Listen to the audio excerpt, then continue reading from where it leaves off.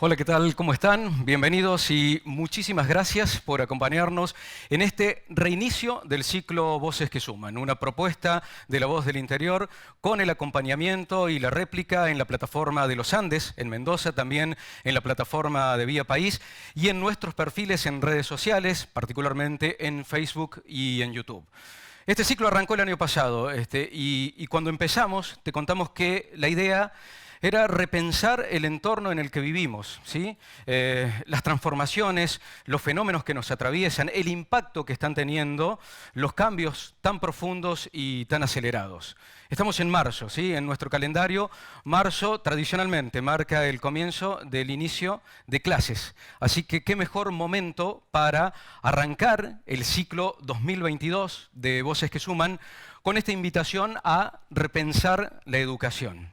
Y sí, repensar la educación es un tema enorme. A veces cuando uno se aproxima, solo de pensarlo ya parece inasible porque de por sí es un tema susceptible de ser abordado desde distintas aristas, por todo lo que involucra, ¿no? O sea, pensemos inclusive desde los actores, estudiantes, docentes, familias, ¿sí? No nos olvidemos de las familias, las instituciones, los gobiernos quienes definen las políticas públicas, pero también está la currícula, los contenidos, las metodologías, los resultados que arroja eso, e inclusive, no me quiero olvidar, la infraestructura, ¿sí? Y pandemia de por medio. En fin, un tema que además, a la luz de los resultados que han venido arrojando las pruebas de evaluación que se realizan a nivel interno, como las pruebas Aprender, o a nivel regional o internacional, como las PISA o el ERCE de UNESCO, muestra una evolución que advierte un deterioro y allí se encienden las luces de alerta y allí también está entonces esta necesidad de generar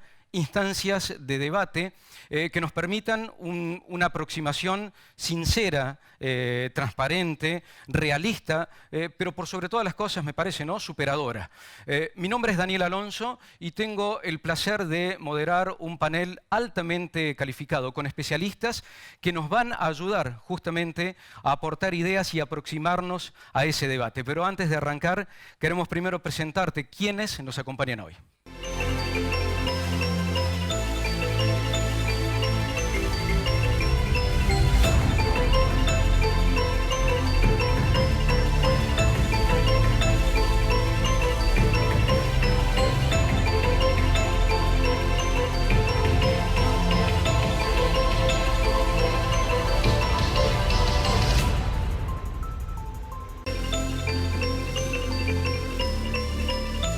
Ana María Borsone es doctora en Letras e investigadora principal del CONICET. Es asesora de la Dirección General de Escuelas de Mendoza. Ha publicado numerosos artículos en revistas especializadas sobre la enseñanza de la lectura y de la escritura y ha elaborado propuestas pedagógicas de alfabetización intercultural. Melina Furman es bióloga y máster y doctora en educación.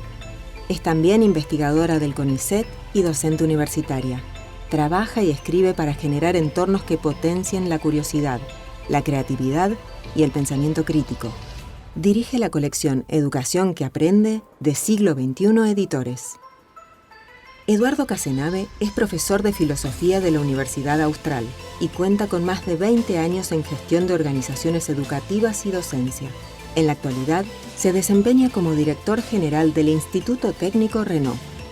Aldo Guerra es ingeniero civil y se ha desempeñado en distintos roles en el Colegio Nacional de Montserrat, entre ellos, secretario de Asuntos Económicos, director del Museo Histórico de la institución y vicerrector administrativo.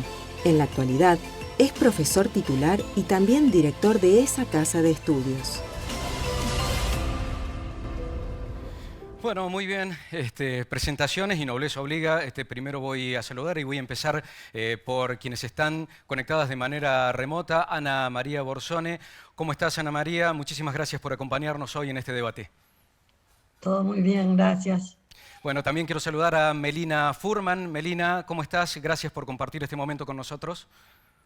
¿Qué tal? Muy bien, gracias a ustedes por la invitación. Bárbaro. Y aquí, de manera presencial en nuestro estudio, estoy con Eduardo Casenave, del Instituto Técnico Renault. Eduardo, si no me equivoco, están este año además cumpliendo 60 años, ¿no? 60 años de educar acá en Córdoba. Lo Muy cual no es contentos. poco. Y Aldo Guerra, muchísimas gracias, Aldo, es el director del Colegio Nacional de Montserrat, una institución de muchísimos años, ¿no?, que depende de la Universidad Nacional de Córdoba. Aldo. Sí, gracias a ustedes por la invitación. No, por favor.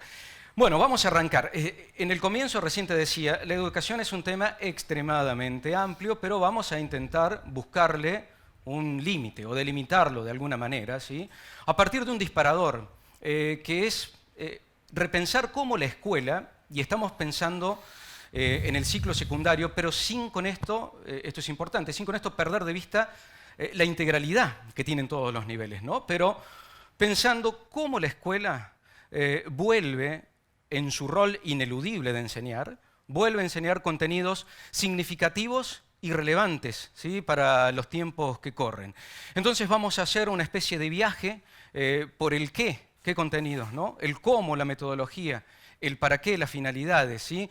Y seguramente es altamente probable que en la conversación esas dimensiones se mezclen, y no está mal que así sea. Pero quiero arrancar por Ana María.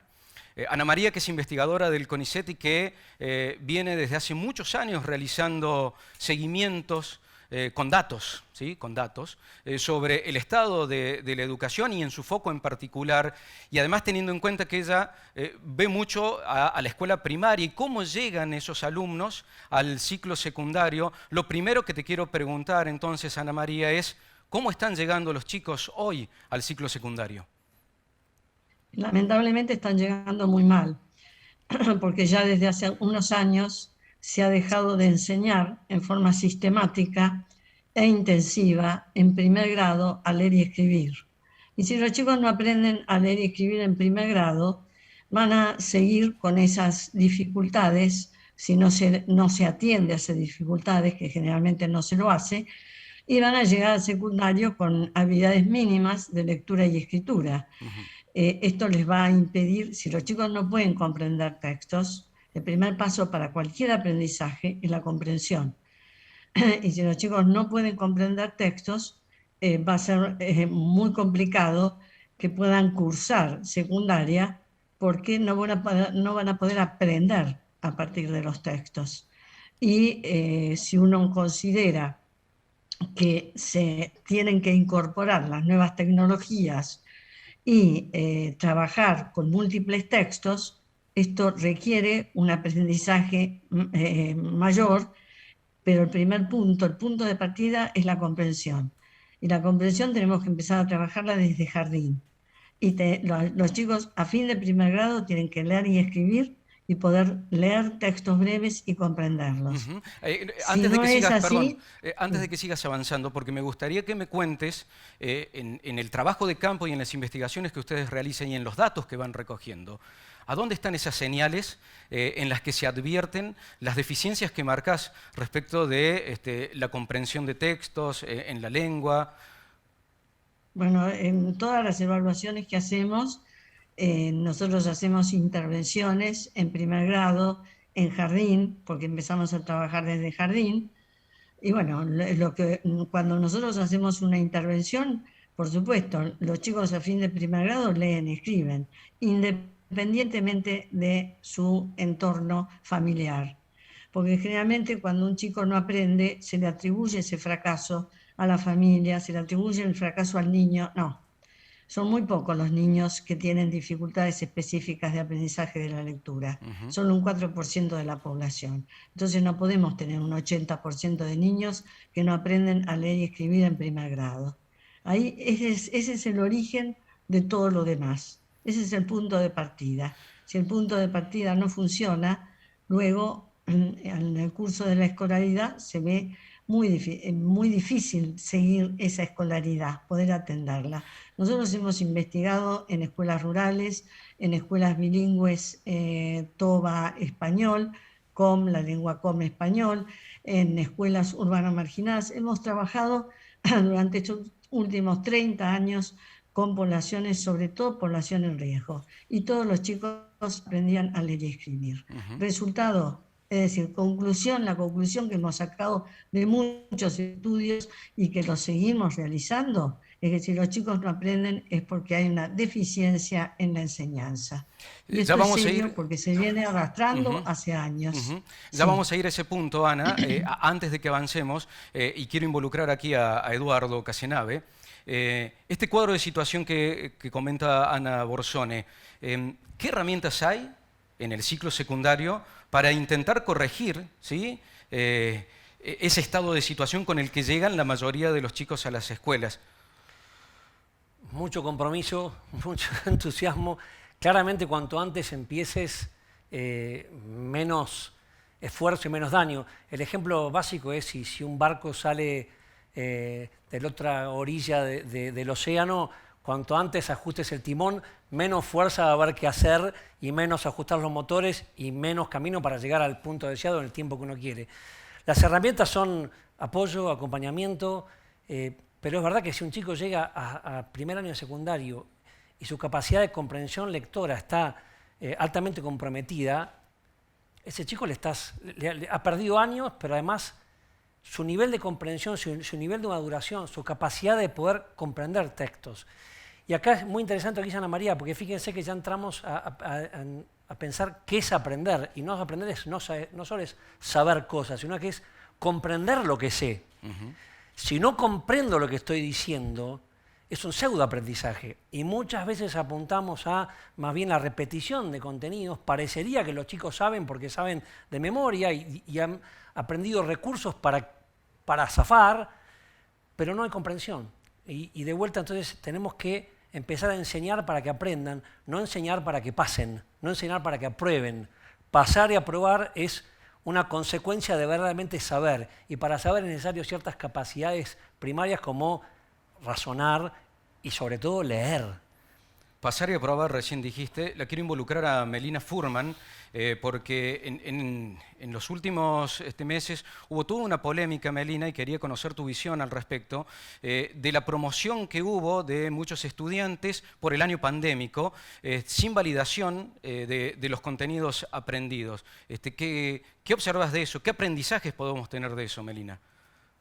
Yo creo que como sistema educativo estamos realmente en una situación muy, muy crítica, donde hay mucho que recomponer post pandemia, incluso muchos estudiantes que no han vuelto a la escuela, como se habla de 500.000 de estudiantes que no volvieron o que tuvieron una conexión realmente muy intermitente, muy, muy deficitaria en los años anteriores, y no hay mucha magia con eso de salir a buscarlos, extraerlos, y como decían recién, son acciones focalizadas que pongan el empeño y el acompañamiento con estrategia en recomponer esto perdido. Respecto de la repitencia como estrategia, mucha investigación muestra que no da buen resultado hacer que los estudiantes repitan el año para compensar lo que hicieron. Creo que hay algo distinto que hacer, pero quería ir a algo que recién mencionaban, que me parece que daban tanto Ana en relación con la comprensión lectora, recién con esto de qué significa aprender, ¿no? Y recién hablaban de aprender es comprender lo que queremos que sea aprender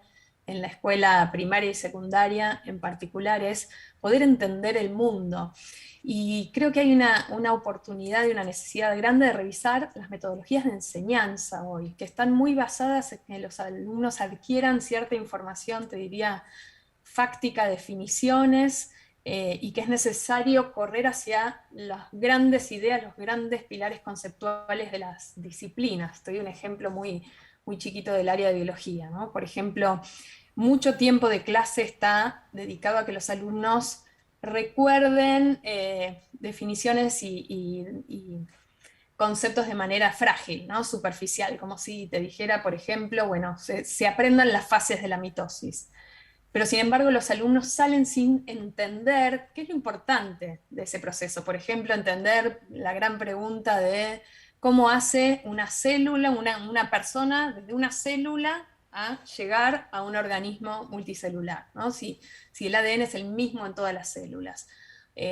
O qué pasa cuando una célula se vuelve maligna y se empieza a reproducir por mitosis locamente y entonces tenemos un proceso cancerígeno. Hay un montón de problemas de la vida real para los cuales el conocimiento escolar nos tiene que preparar, pero para eso hay que ir al hueso, al corazón de comprender lo importante de las disciplinas, versus esto que en general vemos en nuestro sistema educativo, que es enseñar la superficie, ¿no? Esto que llamamos el conocimiento inerte, que todos hemos dedicado mucho, mucho tiempo de nuestra escolaridad a estudiar cosas que nunca entendimos del todo, ¿no? Y también volviendo al qué hace falta enseñar hoy, el otro corazón de las disciplinas son los modos de pensar, de conocer, ¿no? Tanto la lectoescritura, la comprensión, la escritura es una gran deficiencia de la escuela argentina, ¿no? No se enseña a escribir.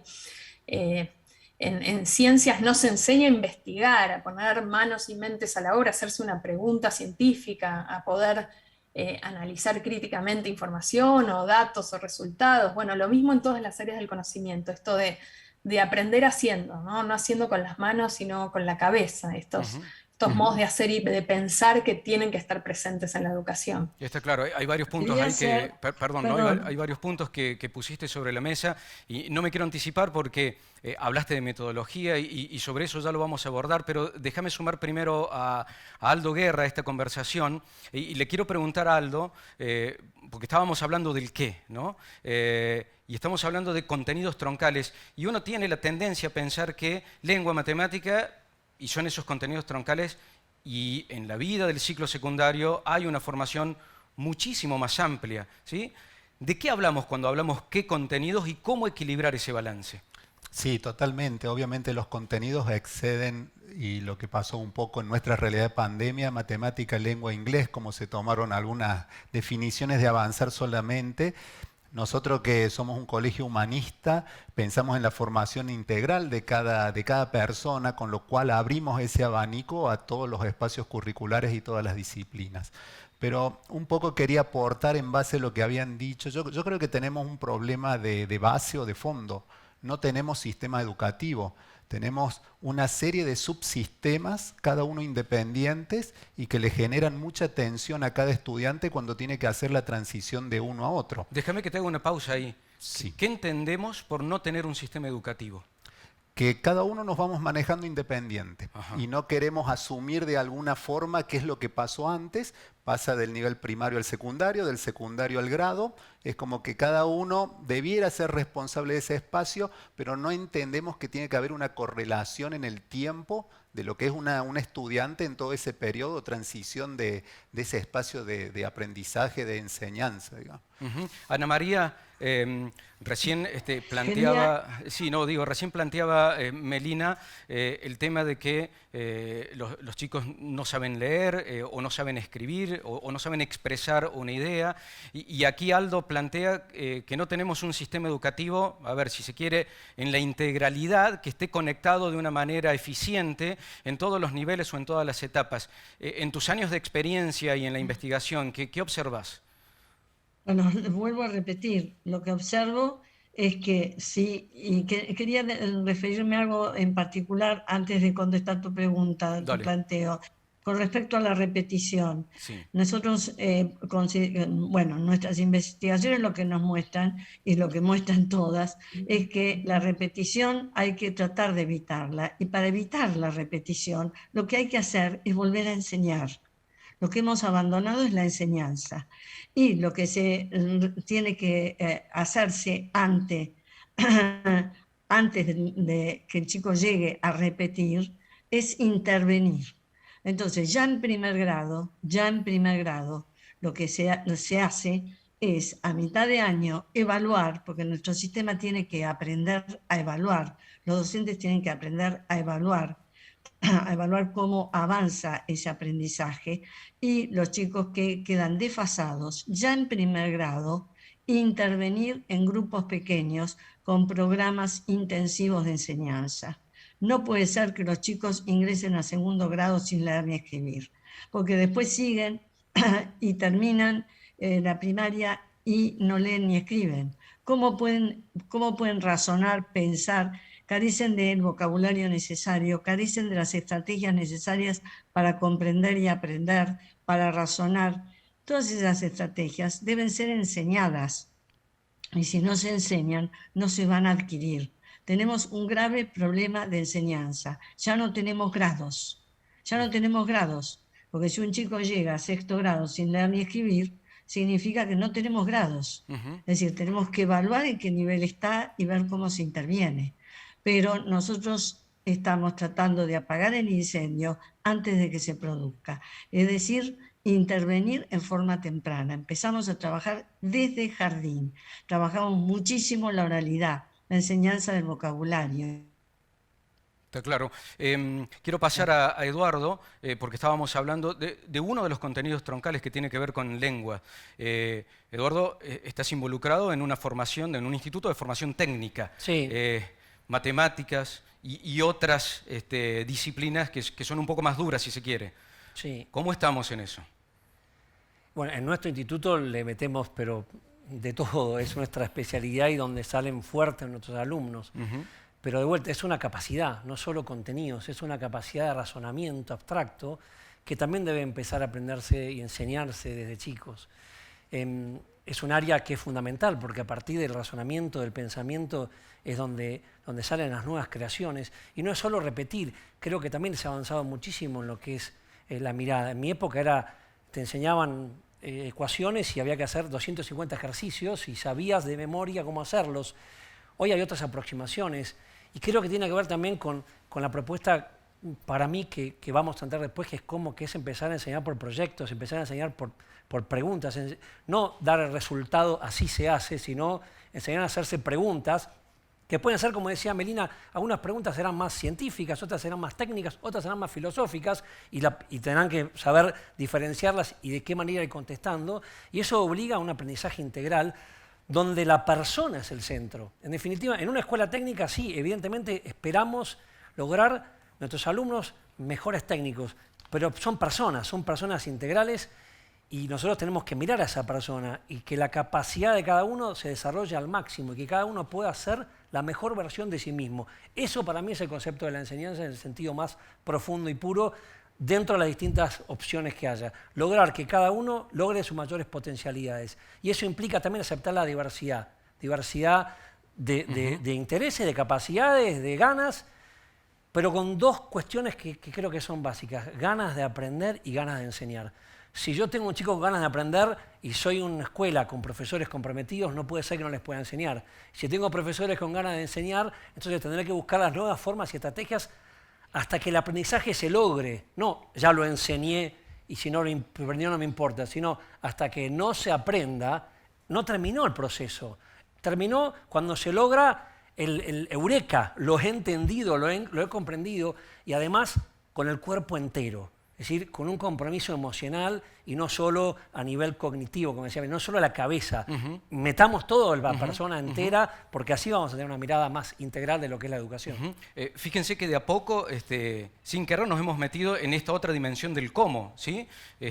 Porque el qué es un camino profundo, pero no es todo el camino, para nada, ¿no? Y quiero apelar aquí a Melina, porque Melina, buena parte de sus trabajos de investigación y de divulgación tienen que ver con metodología. Melina, primero te voy a pedir una lectura de diagnóstico por decir, a ver, ¿en qué estamos fallando y cómo hacemos para empezar a revertir la situación con lo que tenemos, por lo menos, ¿no?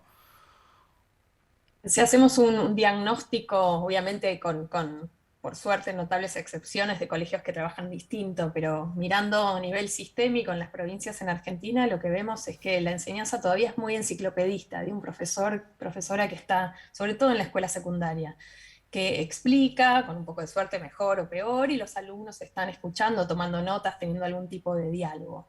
Y eso genera un poco lo que recién decíamos, ¿no? Esto de, bueno, yo lo di, ¿cómo es que ellos no lo aprendieron? ¿No? Y entre dar, explicar y que el otro aprenda, hay una distancia que tiene que ver con que quien aprende tiene que encontrar sentido en eso que le están enseñando, tiene que hacer algo cognitivamente con eso, ¿no? Tiene que analizarlo, relacionarlo, resolver.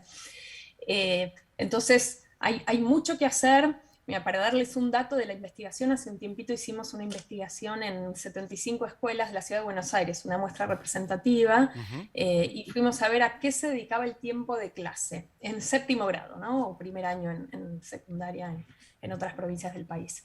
Y lo que encontramos es que el 80% del tiempo los estudiantes estaban involucrados en actividades de pensamiento de orden inferior, que quiere decir recuperar información, ¿no? Esto de responder preguntas muy sencillas de textos, copiar del pizarrón. Entonces, el diagnóstico es que realmente necesitamos modificar el cómo estamos enseñando. La buena noticia es que se sabe bastante bien cómo hacerlo, ¿no? De décadas de investigación de cómo hacer para conectar contenidos con la vida real, poder posicionarlos en situaciones auténticas, en problemas, en preguntas que generen esa motivación intrínseca de la que recién hablaba, ¿no? Sin esas ganas de aprender, el aprendizaje no se produce, pero las ganas no vienen de fábrica, ¿no? Hay que generarlas, y entonces hay que buscar la manera de darle vida, sentido sobre todo, a ese contenido que está ahí en los programas, conectándolo con situaciones de la vida real en las que ese contenido sea relevante. Y después proponiendo no solo escuchar y recordar, sino con eso hacer algo, ¿no? Hay una definición de David Perkins, un pedagogo que habla mucho de esto, que él dice, comprender es poder actuar con el conocimiento de manera flexible. Entonces, metodologías como las que recién citaban, por ejemplo, el aprendizaje basado en proyectos o en problemas, tienen mucha trayectoria y evidencia detrás de que realmente generan no solo motivación y compromiso, sino aprendizaje profundo. Y de vuelta, insisto en que ya es desafiante como metodología, porque en la escuela secundaria a veces tenemos la limitación de que cada materia tiene un poquito, ¿no? De veces por semana y muy poco tiempo, y es difícil articular entre docentes, pero muchas experiencias en el país muestran que es posible. Ahí Sí, Melina... me gustaría, Sí, perdón, Ana, te me escucho. gustaría Sí. agregar que coincido con Melina, que después de años de investigación ya sabemos cómo enseñar. El problema que tenemos es que hay un divorcio entre el conocimiento que, por ejemplo, el grupo que yo coordino de investigación ha generado con respecto a los procesos de comprensión y cómo enseñar esos procesos y lo que se realiza en las escuelas. ¿Y por qué crees Es decir, ¿por qué crees que existe? Perdón, ¿por qué crees que sí, existe ese divorcio, Ana? no puedo entenderlo. No puedo entender que el país tenga investigadores que generan conocimientos y que podemos dar respuestas como las que estaba proporcionando Melina. Nosotros también tenemos nuestros programas de desarrollo integral temprano, estamos interviniendo y evaluando esos programas y sin embargo no llegan, bueno, llegan en mi caso nada más que a la provincia de Mendoza, pero ya tenemos los instrumentos y no llegan al sistema educativo. El sistema educativo los ignora. Entonces, el problema es ese divorcio. Bien, Ese y divorcio vos me que decís... no se aprovecha el mismo conocimiento que genera el país. Sí. ¿No es cierto? Eso es lo que me parece grave. El planteo que vos haces, porque no es menor, digamos, porque está la academia, están los investigadores generando datos sobre eso, y me decís que el sistema educativo es como que le da la espalda a eso, porque están las metodologías para ser aplicadas, pero ¿qué es? ¿No hay una decisión política de hacerlo? No hay decisión política. Un cambio tiene que venir a partir de una decisión política, como sucedió en Mendoza. Decisión política de cambiar la enseñanza inicial de la lectura y escritura, que se considera que es el primer paso fundamental y la herramienta fundamental para todo otro tipo de aprendizaje. Cuando uno mira cómo es la comprensión y el aprendizaje a través de varios textos, de varias fuentes, a través de la búsqueda por Internet, si no hay estrategias básicas de comprensión, la computadora no les va a servir de nada porque no pueden integrar información, no pueden evaluar ni tienen criterios para ponderar la importancia, jerarquizar la información. ¿No es cierto? Entonces, lo básico, tenemos que empezar por el primer paso, que es desarrollar todas esas estrategias a edad temprana. Aldo, quería apelar a vos ahora. El planteo de Ana es bastante claro. Están los datos, está demostrado la manera en que se puede cambiar, cómo se está enseñando con metodología y además innovando en incentivar a los alumnos. Pero no se aplica. Creo que está muy claro lo que dice Ana María, el cambio es necesario, pero para que un cambio tenga éxito de alguna forma, todos los actores involucrados tienen que participar. Y cuando hablamos de todos los actores, no es solamente la decisión del Estado, sino que creo que nosotros tenemos que profesionalizar la docencia. Creo que tenemos que recurrir a esa herramienta. Creo que los docentes no están formados, digamos, en el nivel que necesitamos para poder volcar todo ese conocimiento en las aulas. Nosotros en nuestro caso, bueno, colegio preuniversitario, el plantel docente tiene formación de grado y superior, pero creo que en toda la jurisdicción, en la generalidad, no se da. Entonces creo que esa es una apuesta importante. Creo que hay mecanismos para hacer. Creo que pasa por los acuerdos que tienen que participar las familias en la parte que le corresponda, que tienen que participar los sindicatos en la parte que corresponda. Creo que tenemos que cambiar hasta la propia forma como se remunera a los docentes. Históricamente los docentes se les reconoce, digamos, el pasaje de los años solamente por antigüedad, pero en ningún momento se reconoce su formación.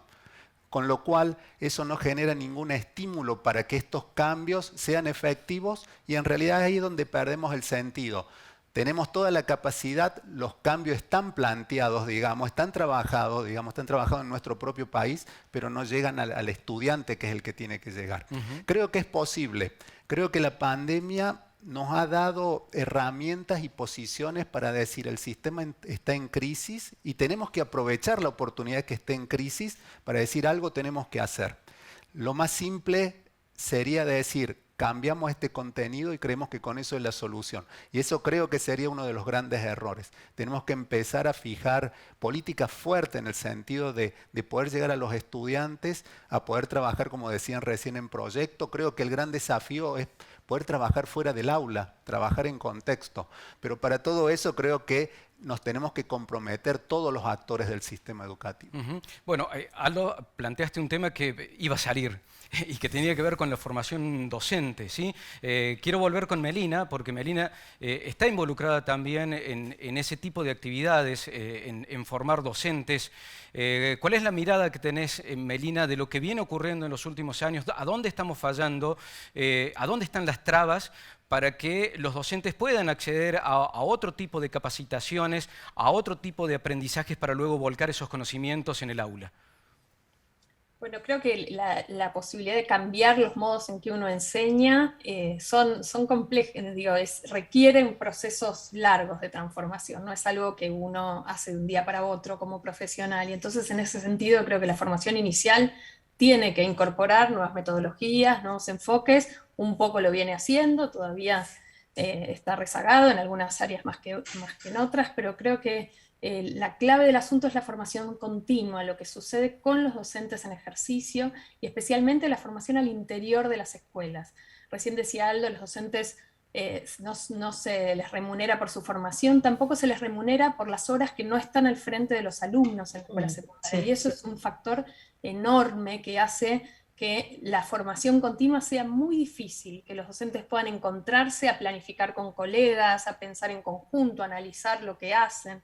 Los docentes están dando, en general en nuestro país, muchas horas cátedra por semana y tienen muy poco tiempo remunerado, como esto sí sucede en muchos otros países de Latinoamérica, para poder, horas institucionales, para poder reflexionar, capacitarse y volver a poner en juego nuevas estrategias, ¿no? Hay algo ahí de las condiciones laborales que realmente hacen muy difícil que esto suceda.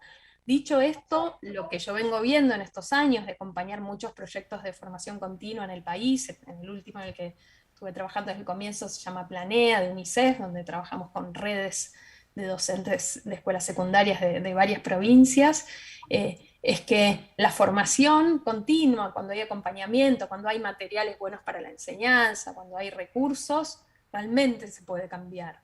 Y que se ven los resultados en el aprendizaje de los alumnos, en la aprobación, en la motivación, se ven resultados rápido, porque estamos en una situación donde ya empezar a mover algunos engranajes genera cambios muy sustantivos.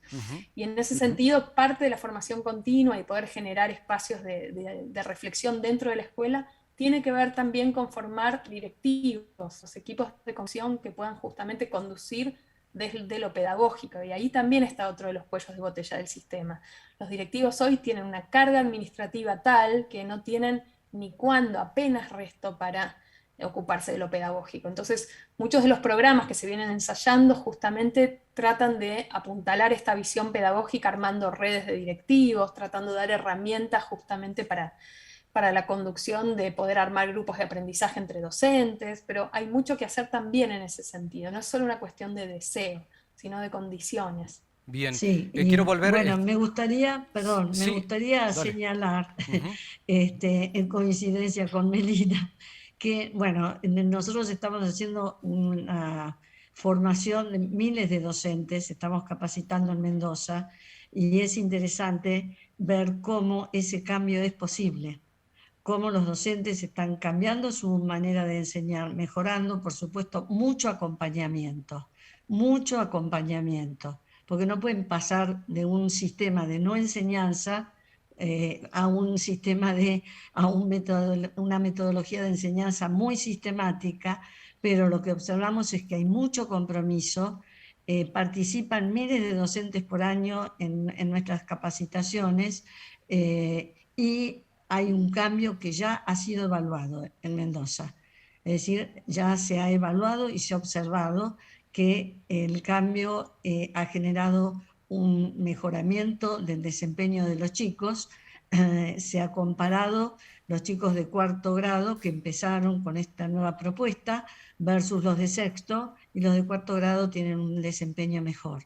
Y además este desempeño va acompañado, por supuesto, tenemos que acompañar al docente con buenos materiales y con una capacitación en profundidad y continua.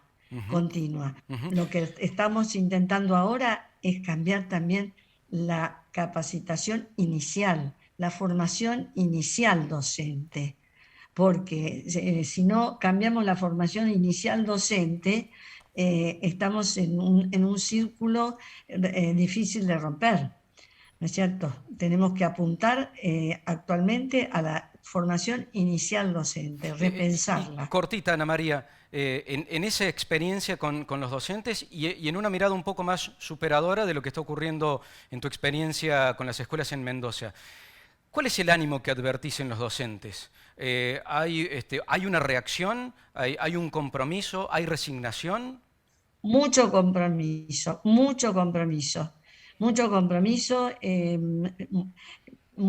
Se muestran muy activos, participan muchísimo, muestran los resultados.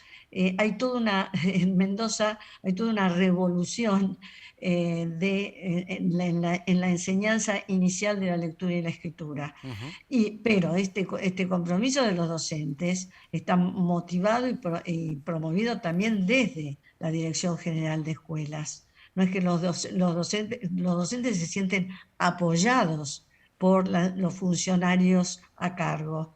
Y lo que plantean es por qué no nos enseñaron esta forma de enseñar antes, por qué no lo hicieron en los institutos. Por eso ahora estamos apuntando al cambio en los institutos. En la formación inicial hemos elaborado un programa, una especialización en la enseñanza de la lectura y la escritura, de la comprensión de textos y producción textual, que esperemos que pueda incorporarse a la formación docente inicial. Está claro. Bueno, estamos repensando la educación, ¿sí? Hemos abordado el qué, hemos abordado el cómo, y ya ven que de a poco también nos vamos a ir metiendo en el para qué, con un panel altamente calificado que nos está aportando ideas, ayudándonos con sus miradas a repensar lo que nos pasa en educación. Estamos por la plataforma de La Voz, por la plataforma de Los Andes en Mendoza, también por Vía País y por nuestras redes sociales en Facebook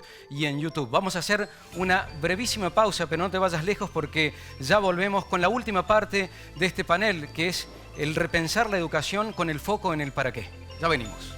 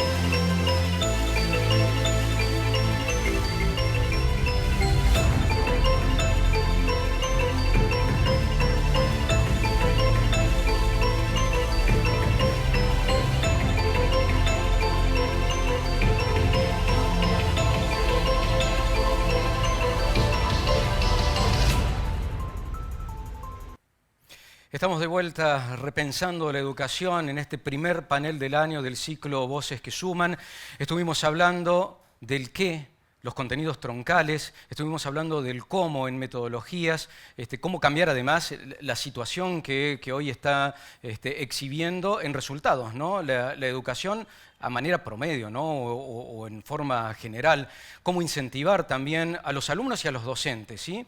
Y dejamos para el último el para qué. Quiero confesar una cosa, cuando estábamos armando este panel, en charlas previas con Eduardo Casenave, que es el director general del Instituto Técnico Renault, me dice, no, tenemos que empezar primero por el para qué. Así que Eduardo, te sumo para que arranques. ¿Por qué lo primero que hay que pensar es en el para qué en la educación? Porque empezar por el qué y solo en contenido, si no tengo claro el para qué, es como empezar a salir de viaje sin saber a dónde voy. Si vos me decís vamos de viaje, ¿y a dónde? ¿De vacaciones o de trabajo? ¿Al sur o al norte? ¿Qué vamos a hacer? ¿Cuántos días? Según eso es lo que la valija que preparás, el combustible que vas a tener, ¿en qué vamos? Entonces, me parece que si no está planteado primero es ¿para qué enseñamos? Y en la conversación se decía que era, en su momento fue para generar ciudadanos. Bueno, ¿y qué es ser un buen ciudadano?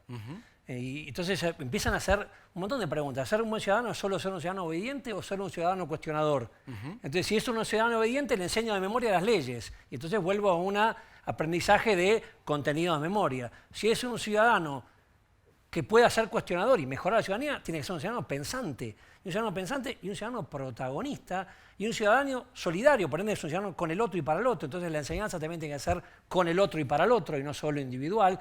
Por ende, para mí el para qué es el que defina después, inclusive en cada instituto. Por ejemplo, una escuela técnica va a tener un para qué diferente a una escuela humanista. Sí, claro. El para qué, una escuela en primer nivel inicial tiene un para qué diferente de una escuela secundaria. Ahora, todo el sistema debería preguntarse también el para qué, porque el protagonista es la persona. Y esa persona humana, yo digo que el para qué la educación más profunda, ¿a qué me dedico yo? ¿A qué nos dedicamos en el Instituto Técnico Renault? A cambiar el mundo. A generar que cada chico pueda encontrarse a sí mismo y volar a sus mayores potencialidades.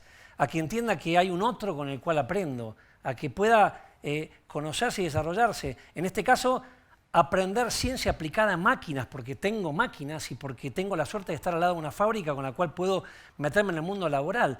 Pero el para qué es mucho más profundo y para mí por eso es la pregunta inicial sobre la cual uno tiene que arrancar cuando va a pensar qué hacemos con la educación y repensar todo el sistema educativo. Yo voy a volver con el para qué y la relación con el mundo laboral.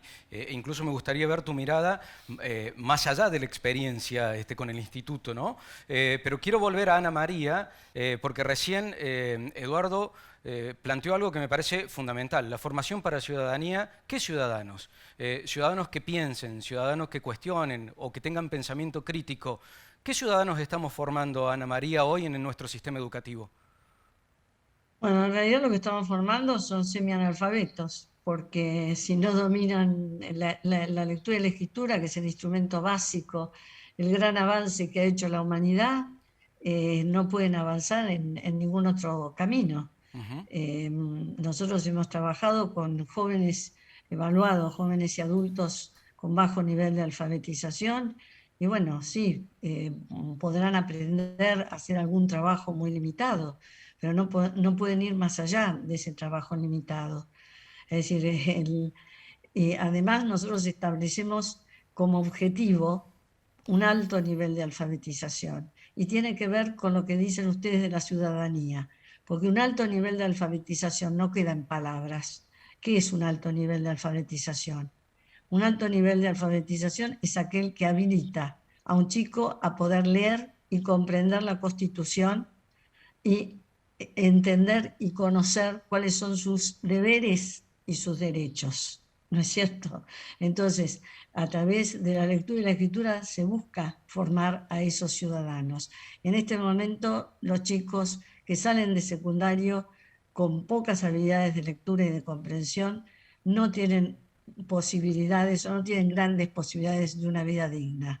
Entonces ahora estamos atentando contra la dignidad de esas vidas, si no enseñamos en tiempo y forma. Hay datos elocuentes, ¿no? Son datos de prepandemia y uno imagina que pandemia de por medio quizás sea peor. Pero yo no quiero ser del todo pesimista, ¿no? Pero datos que muestran, por ejemplo, que los chicos de niveles socioeconómicos más bajos, apenas la mitad, y no supera ese número, apenas la mitad terminan el secundario. Aldo, te quiero involucrar aquí en una mirada en la que ustedes interactúan como un colegio vinculado con la universidad, con todo lo que eso implica, para una formación también, en ese para qué, para una formación universitaria. ¿Cómo llegan los chicos? ¿Cómo se resuelve ese para qué? ¿Cómo se brindan esas herramientas y cómo se los contiene para que después no nos encontremos con esa enorme cantidad de chicos que, en rigor, esto lo que genera son brechas muy grandes, ¿no? Desigualdades también, ¿sí? Totalmente, creo que coincidimos todos que yo siempre digo, a lo mejor tenemos que dejar de pensar que son estudiantes. Pensemos que son personas y que van a ser ciudadanos. En particular nosotros decimos son los que van a construir una sociedad más humana. Digamos, ahí creo que tenemos un cambio de paradigma. El concepto de estudiante era como que le dábamos un montón de información, ellos salían. Yo daba un ejemplo muy rápido. A ver, ¿de qué nos serviría que sepa de memoria el teorema de Pitágoras si sale a la calle y una botella la tira en la vereda o anda en su bicicleta y no respeta al peatón, digamos? Creo que el tiempo que se transcurre en la escuela tiene un valor que todavía nosotros no tenemos la total dimensión de lo que significa, y en esa construcción del ciudadano crítico que pueda decidir, el ciudadano responsable y el ciudadano constructor de una sociedad. En particular, nosotros, colegio preuniversitario, en la pandemia tuvimos un acompañamiento muy fuerte de la Universidad Nacional de Córdoba. Nosotros no unificamos los años, sino que trabajamos cada año en forma independiente, seguimos dictando todas las materias, lo único que cambiamos es la modalidad de la forma de dictarla, ¿no es cierto? Pasamos a la virtualidad y el año pasado al formato híbrido. Pero eso también nos lleva a que nosotros tenemos porcentajes de repitencia o que dejan el colegio que no superan el 3%. Sí, claro. Entonces, pero eso se logra con un acompañamiento en el proceso de los 7 años de estudios que tenemos. Hay un compromiso muy fuerte de la comunidad educativa, y ahí hablo del profesionalismo docente, y también que pasó en la pandemia el compromiso de las familias. Las familias empezaron a involucrarse en saber qué pasa con sus hijos y sus hijas, y eso, aunque antes nos parecía medio raro, porque antes la presencia del padre o madre era como que generaba un ruido en las escuelas, hoy hemos valorado lo que significa eso, porque todo este proceso de formación no lo hace una institución, lo hacemos todo como sociedad.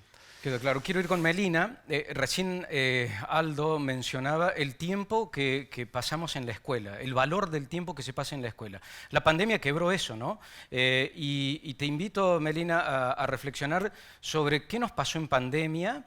En este para qué, cuando yo decía los chicos que no terminan el colegio secundario, sobre todo de los estratos socioeconómicos más bajos, las tasas de deserción, durante mucho tiempo, ¿te acordás? Hablábamos de la famosa generación Niní, que no trabajan ni estudian, la vinculación que eso tiene con el mundo laboral. ¿Qué mirada tenés, Melina?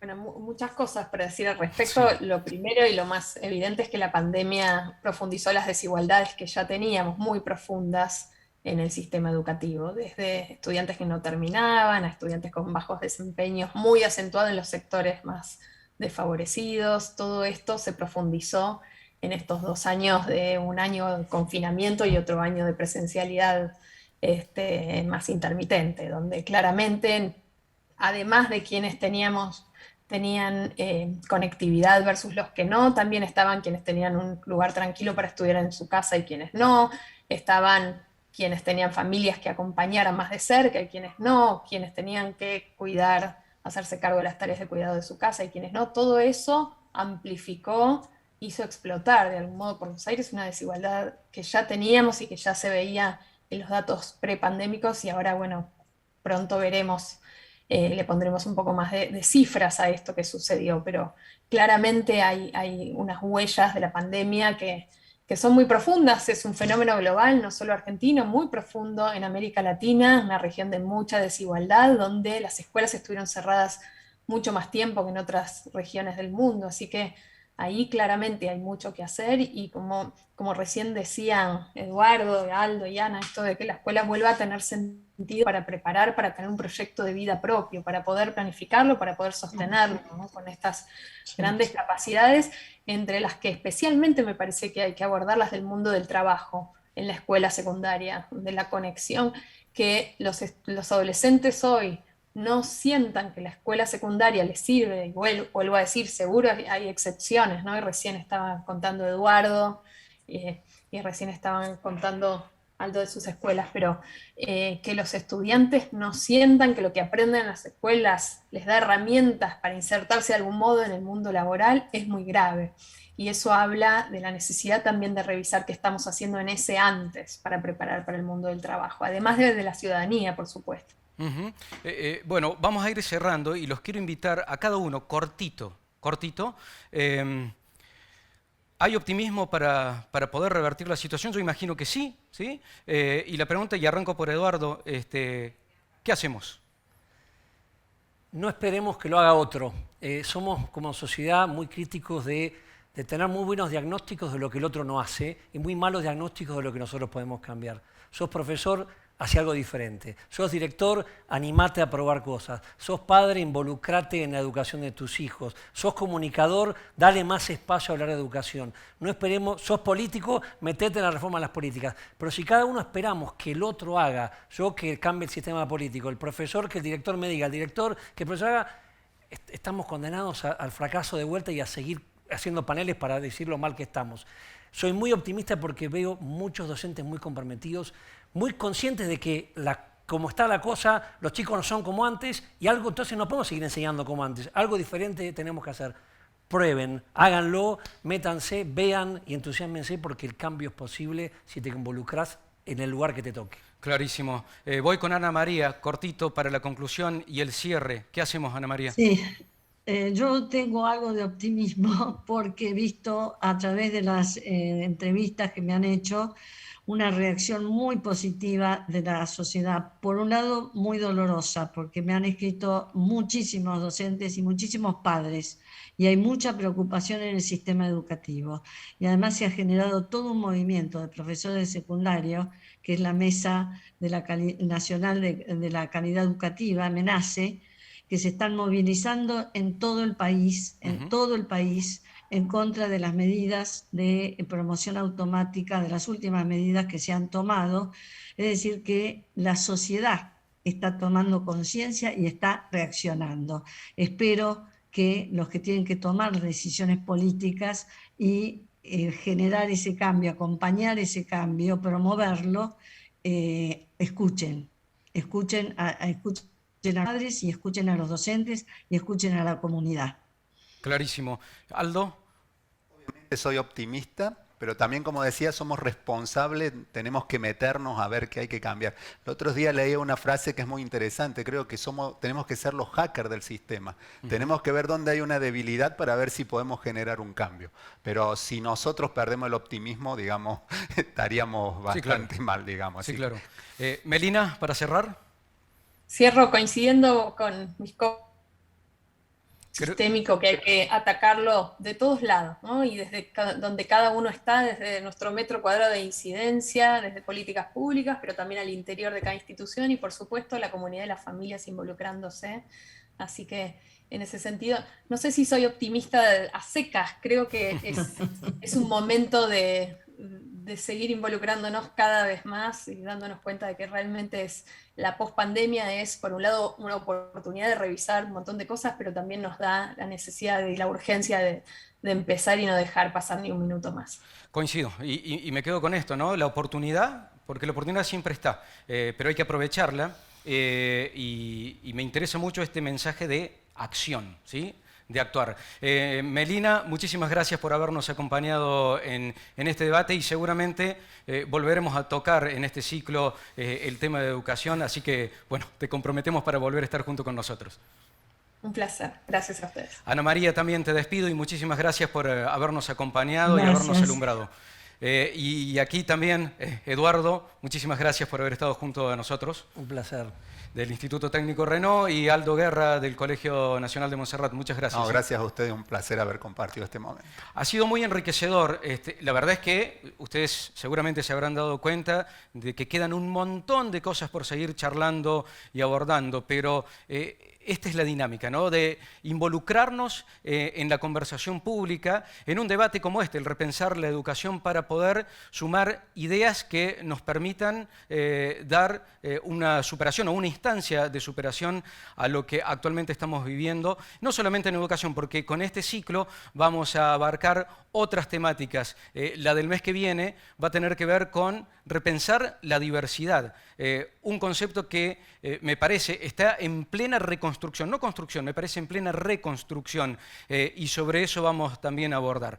Les quiero agradecer muchísimo de nuevo a los panelistas y a ustedes que estuvieron allí siguiéndonos por la plataforma de La Voz, por la de Los Andes en Mendoza, por la de Vía País y por nuestras redes en Facebook y en YouTube. Nos volvemos a encontrar en una próxima edición del ciclo Voces que Suman, que además va a seguir durante todo 2022 hasta diciembre inclusive. Chau, gracias.